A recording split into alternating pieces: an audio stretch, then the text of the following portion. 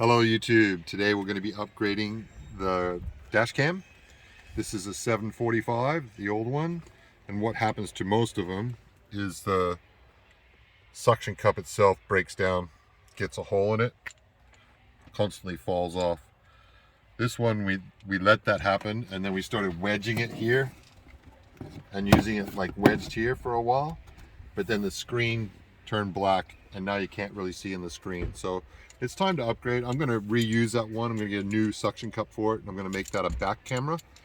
But for the front camera, we're going to use this Navman 770.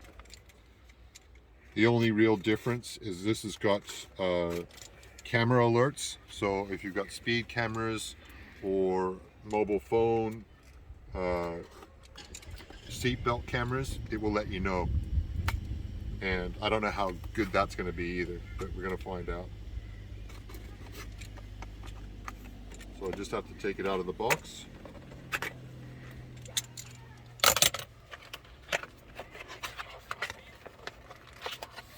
So it comes with directions. You won't be needing those. It comes with a new power adapter and the cord for the power adapter. It comes with little clips if you're going to put it like down the side here so you don't have a wire hanging. I don't use these often enough to use those, so my wire is just going to hang.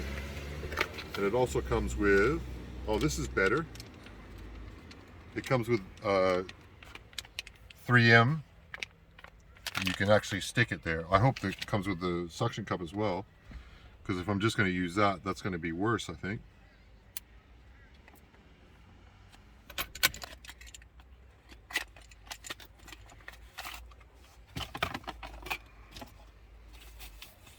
Okay, so that's exactly what's going to happen now, right? So now, instead of having a suction cup that sticks here, you're actually having 3M tape that sticks there like that.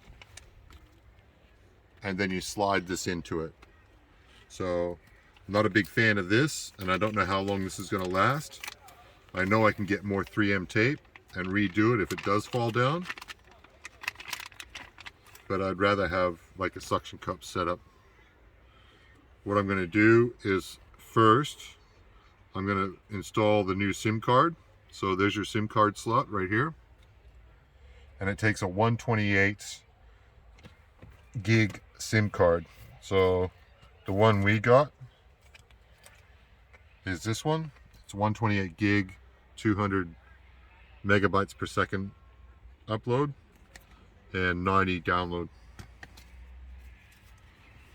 Try and get a good SIM card, because if you don't, when you do play back, you'll end up getting like buffering. It'll look like it won't keep up with the speed of the camera. Also, when these SIM cards get old and they've been rewritten and rewritten and rewritten, they do the same thing. So you might want to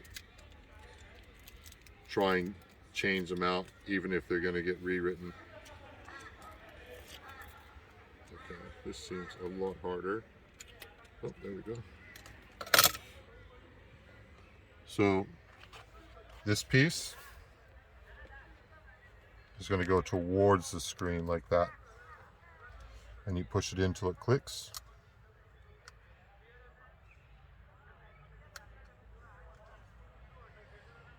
Okay, there we go, and it'll be flat along that edge. Okay, so I'm going to slide the adapter in so it clicks. That's it, it's in fully. And then you're going to want to clean off your windscreen here, and then find the place that you want it. So I'm thinking right about there.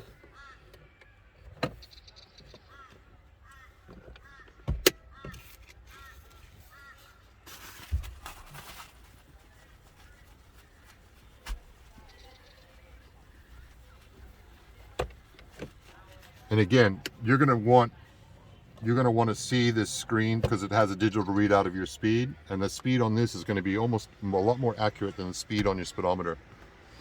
So probably right there is good. Take the red off. This already looks like it's on there a lot harder than I'd want it to be.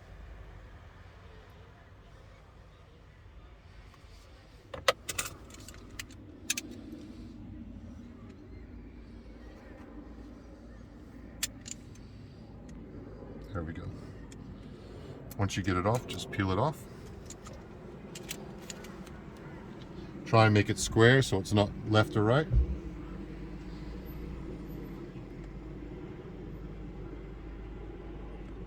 And there you go. Once that's stuck like that, now we're going to take our cord. You can use your old cord if it's the same brand, but I always like to use the new one.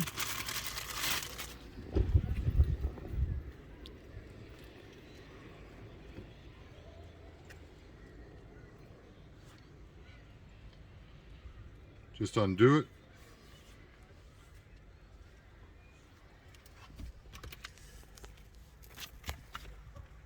Stick this end in here, like that. We usually just wrap it around the mirror, come down to the cigarette lighter, plug it in, and then start peeling off all the covers. So on the screen, there's like a cover. Oh, so satisfying. On the camera on the back, there's also a screen cover, like that. Peel that off. And now I'm going to turn on the key to accessories so you can see the camera itself. It should fire up. Drive safely. So this one does have all sorts of things. So what does it say? It's got a red and a green line. Please format SD card. Press that. GPS not fixed. And there you go. Now it's ready to start recording as you drive. So that is how you replace your dash cam, and maybe after I replace this one will become a rear camera. There's also an adapter back there. So remember to like, subscribe, and comment down below. If you found better dash cams for the $170 to $200 mark, let me know.